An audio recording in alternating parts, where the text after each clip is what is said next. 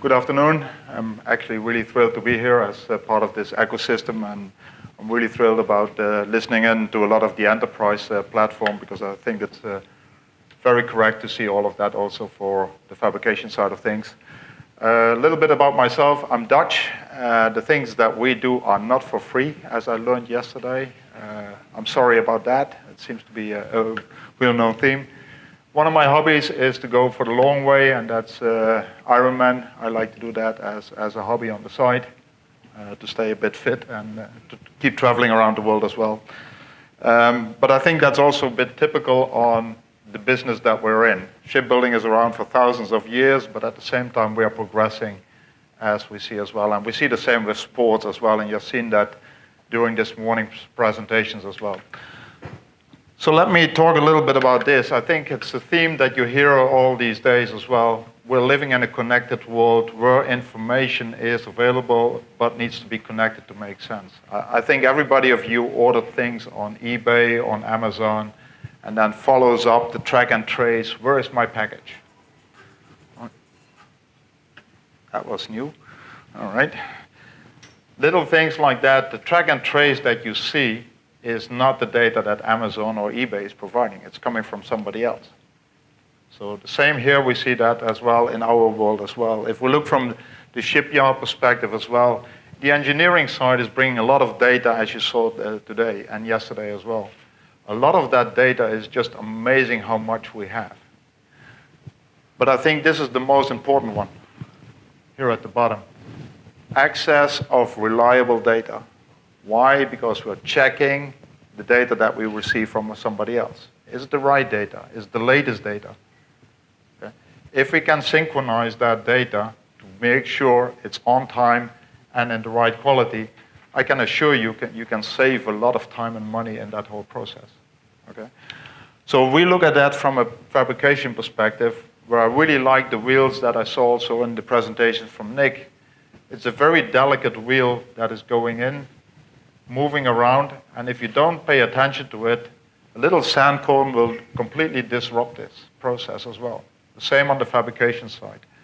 What I therefore very often see is that we get, at the entrance, we get the data. Please create these parts, create these spools, put them together in an assembly. We saw the nice robotics from yesterday as well and this morning. But if the data is incorrect, I can tell you, you can stand waiting here, but this date will come and will pass, and you will be late. Okay, so you definitely need to synchronize all of that data that goes along with it as such. So if I just look at the fabrication process that we are supporting in that, the first thing that you will see is that if I really want to do all of this, I actually need to rethink the way I do it. I can automate a lot of this, and I can actually synchronize a lot of the data that goes along with that as well. So one of the things that we really see is that today, even in your offices, we love to send Excel spreadsheets. We love to send PDFs. Guess what? Changes happen. I heard it yesterday, I heard it this morning. How can I make sure you got the change, the latest change, right away to the people that need to have this? Okay? So in that sense, we strongly believe that this is not a viable solution also at the fabrication level.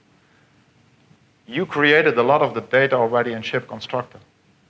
You designed how the part should look like. You designed the welds, so you know how it, if you have a beveling machine, how the bevel should be working correctly. The weld is also used to put the things together. So why are you not reusing that data efficiently also at the fabrication process? Because if I link those two things, ecosystems up together, the changes that are happening in engineering are available for the fabrication side as well. Okay. Let me ask you a question in that sense. If you're looking at all of this, what is the average time you spend creating the cutting plans, the bill of materials, to send to the fabrication shop, and then wait until they actually start cutting the parts? Is that 2 weeks, 3 weeks, 4 weeks, 8 hours, 1 minute? All right, it seems everybody sends that 5 seconds before they actually cut it. I'm impressed. I think the reality is we send it way too early. All right? One of my best customers I have is managing his complete facility at 8-hour cycles. That means he is absorbing changes from engineering up until 8 hours before he starts actually cutting the stuff. That's quite impressive.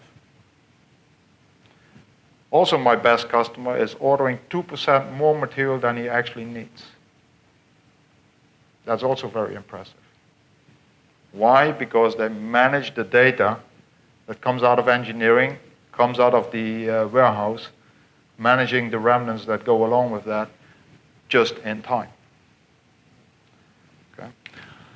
So just to give you an idea on how we do that, I talk a bit about the smart production, which is the product that we're trying to promote here. You get your parts, and the first thing that we do is we analyze the parts as they come in. All right? And you will see, depending on the site, I know which site is going to be a potential to work on these parts, and actually tells me what are the activities that I need to do depending on the part. So to tie that back into the discussions from this morning, you design a bulkhead, you know the material grade thickness, and I know what needs to be done to make that happen. I need to go to the warehouse, need to put it on the burning bed, I need to cut it. All of these steps I know before I can give it to somebody else. The same with a spool. Spool is no different. I need to cut the pipe, I need to collect my flanges, I need to collect my valves in order to put them together. I know all these steps by analyzing the data that you give me and having predefined timings that you go along with it. Okay? And these are predefined times, which means I can be able to quote externally, and I can actually also quote internally, because I have a pretty good idea how much time and material I'm going to spend on all of this. Right? But what I also do, I don't know if it runs automatically. Can you just make sure it runs? Because I have all these timings, and I have real-time data from the fab shop itself, I can also automate the planning side of things. Because I know all the steps that are needed to execute, for instance, this bulkhead. I know I need to cut the parts, I need to weld them, I need to put stiffeners on it, I need to put markings on it. Oh. Thanks. So I know all of these steps, so I can actually automate also the planning. But what is the challenge with planning? The challenge with planning is that it changes every day. Something drops on the floor, gets damaged, I need to recut all of this as such. It's not running. Oh yeah, just run it, but not the music. Unless we like to dance, which is okay for me, but I'm not a very good dancer in that sense.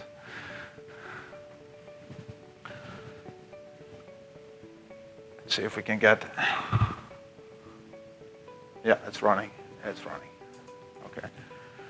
So since we know all the activities, we color code the activities as such, so you have a pretty good idea on what's going on at the shop floor. And we can tie up machines if there are machines that are smart enough to do it. Okay? Let's be honest, not everybody has fancy robotics like we saw yesterday. A lot of it is still done manually as well. But there is no reason for not using this. Whatever we do, we only have 100% capacity. And you can only share your priorities in a 100% fashion. Okay? Everybody who says he can do 110% is lying because he never gave the first 100% to begin with. Okay? As simple as that. I can deliver parts based on the lead time, which is basically calculating how much time I would need for all of this. But I can also say, give me the parts as late as possible. Okay? Why? Because I actually don't have space to put them somewhere. And therefore, I need to actually cut them and immediately give them to the next guy so he can put them together. Sometimes I have some more time, I have different priorities. I can cut them as early as possible. I can put them somewhere, and then somebody can pick them up from a pallet somewhere else later on. Or have it scattered, which is a kind of a mixture of things. So you can prioritize every day what is my schedule and how will my schedule look like for the guys at the shop floor. Okay. And you can play with the different scenarios because the scenarios are basically giving you the indication on what's going on, what is possible within my shop floor as it goes along with it. Okay. Can you imagine to do this day in, day out with spreadsheets and hundreds of parts that you have. And then thank God the engineers never change their mind and they don't come with changes. Okay? It's really hard work to keep all these Excel sheets up to date, because in the end, you create an Excel sheet for the guy who's taking the parts out of the warehouse. You create an Excel sheet for the guy who's operating the cutting machine. You create a sheet for the guy who's packing the parts. Okay? And that ties up to a comment that I heard yesterday from Matthias Grau. The industry is changing not too fast, but with this data, you can change a lot very fast, because you have access to the data and you have it access real time. Okay? That allows you to do things differently than you have been doing for a long time, and that's a change. But then again, I was thinking about the comment from Dennis this morning. He said change, or from Nick, who talked about change. Who stands up every morning at 6 a.m. sharp? I don't think anybody does. Sometimes it's 6:01, sometimes it's 5:59. It's a change. Change is constant, change is everywhere, right? It's on us to accommodate these changes as effective as possible in that sense. Right. Then I always get the question, this is only usable for large customers. Okay? And give you an impression, yes, a lot of the large customers are indeed using this to build the very large vessels, but there's also a very large group of smaller customers that are using our system as well to manage their production sites as well. We have around 500 customers around the world, 140 in shipbuilding, close to 110 in the steel service center business, which are actually cutting parts, sometimes for shipbuilders, sometimes for steel bridges, skyscrapers, you name it, it's steel, and they manage that as well. Okay.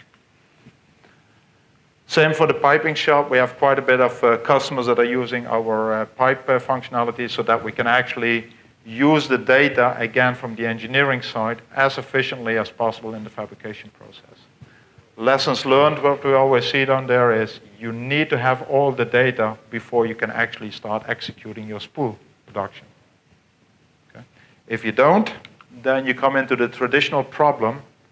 I create what we call an intermediate warehouse, which is an option. You got a warehouse, got all the half-made spools ready for you, and then guess what? The one that you need is at the bottom. That part is free, by the way. All right? Doesn't cost you anything. Which means you need to restack everything, time, and therefore causing you delays. What's also nice with all of this, that when you look at these customer bases, they actually do all kind of ships, all kind of projects as we go along with it. And you have seen also the importance of well data that you see in there. Okay? And I think that's really important. Also important is to learn from other customers that are not directly in our industry. So one of my customers in China, for instance, is doing trains. And it's amazing how many steel parts there are in the train, particularly T-girders. Guess what? How many T-girders is everybody using here in this room? It's quite a lot. T-girder is a T-girder in that sense. Okay? So we should be able to leverage that data in those industries as well. If I look in general at the approach that we take a process approach that we try to analyze with the customers how they do things today in their ecosystems. Okay? That also gives us then the opportunity to identify the interfaces that are required in there. And I think that's one of the things I will talk a bit more about tomorrow. Where do we stand with the interfaces to the ecosystem that ShipConstructor is actually providing to us? Because there's a lot of data already available that we can actually use in there. So one of the things that you will see tomorrow is that we're actually moving more of just part geometries into a more structured approach that we can use in our ecosystem as well for fabrication. Because from our side, we believe strongly in design agnostic, but also machine agnostic solutions, okay, for the shop floors as well. Since we're running out of time, I will reach out for me later on talk about changes, how we deal with changes in that sense. I think it's quite important. I can show you very visibly what it means if we get engineering changes, how quickly we can react to it, what does that mean to all the work packs that you have for the shop floor, so that we can capture all the time real-time data for everybody.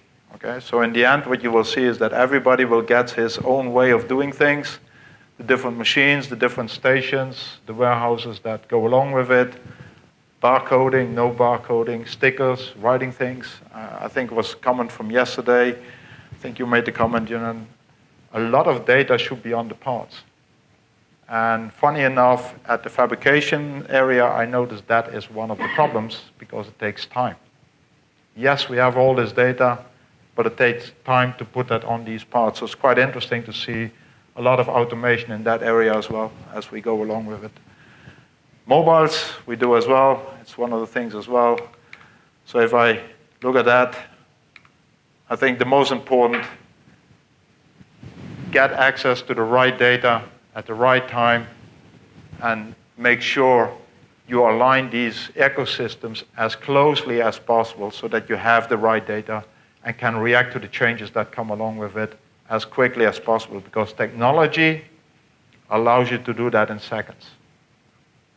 Not weeks, not months. You can do it in seconds, as you do with track and trace on your Amazon packages that you order today. With that, thank you very much.